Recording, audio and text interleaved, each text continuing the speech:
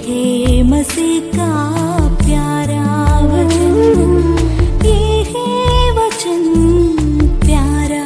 परमेश्वर के धन्य नाम की महिमा हो। प्रभात मनन के सत्र 2302 में आप सभी का बहुत ही विनम्रता के साथ स्वागत करता हूँ। आइए हम पढ़ते हैं याकूब अध्याय 5 पद 7 और 8। इसलिए है भाइयों, प्रभु के आगमन तक धीरज धरो। देखो, किसान पृथ्वी की बहुमूल्य फसल की आशा रखता हुआ प्रथम और अंतिम वर्षा होने तक धीरज धरता है। तुम भी धीरज धरो और अपने हृदय को दृढ़ करो, क्योंकि प्रभु का आगमन निकट है। आत्मिक जीवन में धीरज अथवा पेशेंस की अनिवार्यता को सूचित करने के लिए याकूब यहाँ उन किसानों का उदाहरण ले रहा है जो खेती करने के बाद लंबे समय तक फसल की आशा में इंतजार करते हैं। हम यह बात अच्छी तरह जानते हैं कि खेती एक मेहनती कार्य होने के साथ साथ अत्यधिक धीरज रखने का एक कार्य भी है।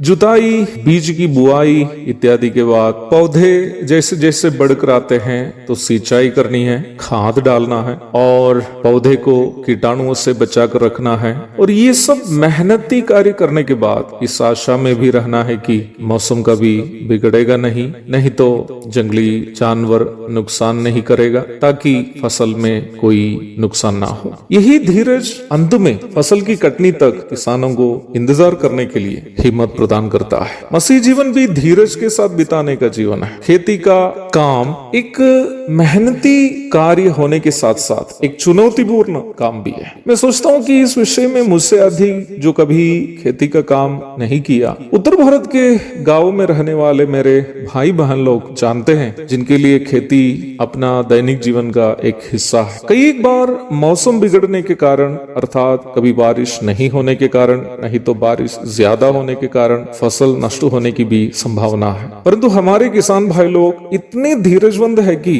कभी कभी फसल नष्ट होने के बावजूद भी वे लोग अगले बार बीज बोने से रुकते नहीं है। उनके अंदर एक प्रतीक्षा है कि चलो, पिछले बार फसल नष्ट होने से क्या है, इस बार तो जरूर मिलेगा। याकूब आत्मिक जीवन की तुलना कितना अच्छा एक कार्य के साथ तुलना किया है। मसीह जीवन सफलतापूर्ण आगे की ओर बढ़ाने के लिए हमें भी चाहिए वो धीरज जो किसानों में है। किसानों के हौसला को हराना लगभग असंभव की बात। बीते 10 सालों में केंद्र सरकार के खिलाफ किए गए आंदोलनों में केवल एक ही आंदोलन सफल हुआ था, जो पंजाब, हरियाणा और यूपी के किसानों ने किया था। इसलिए मैं कह रहा था कि किसानों के हौसले को हराना मुश्किल है, क्योंकि वे लोग सूखी जमीन में सोने उगलने वाले हैं। मसीह जीवन में सफलता प्राप्त करने के लिए ऐसा ही हौसले की जरूरत। तात्कालीन फायदों की प्रतीक्षा में मसीह जीवन बिताने वाले लोग कभी मंजिल तक पहुंच नहीं पाएंगे। आप मसीह विश्वासी को यह बात अवश्य जानना है कि यद्यपि हमारे सांसारिक जीवन के लिए अनिवार्य बातों की भी पूर्ति प्रभु हमें करके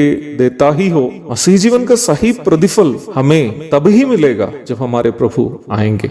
उसी समय तक हमें धीरज के साथ एक पवित्र जीवन बिताने की जरूरत है। कभी कभी हम जो प्रभु के नाम में औरों के फायदा के लिए करते हैं या प्रभु की सेवा में जो कष्ट हम उठाते हैं, जरूरी नहीं है कि हमसे फायदा प्राप्त व्यक्ति भी अंगीकार करे या कलीसिया हमारी सेवा की तारीफ करे। हम करने वाले अच्छे अच्छे कार्यों का नकल करने वाले लोग भी कभी कभी हमारे कामों की बदनामी करने की संभावना है। ऐसी परिस्थिति में हम मसीह जीवन में उदास और निराश हो जाने की संभावना है। पर यहाँ याकूब किसानों का उदाहरण देकर कह रहा है कि हमें भी वो धीरज की अनिवार्यता है जो किसानों में है, ताकि प्रभु के कर कमलों से प्रतिफल मिलने तक हम निराश हुए बिना मसीह जीवन में और मसीह की सेवा में आगे की ओर बढ़ते जा सके।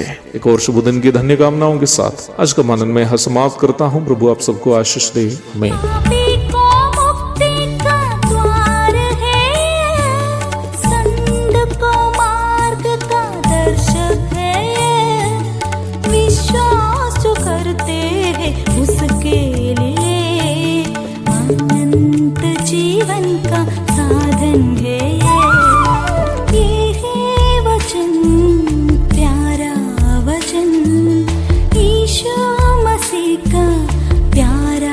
वचन, ये है वचन।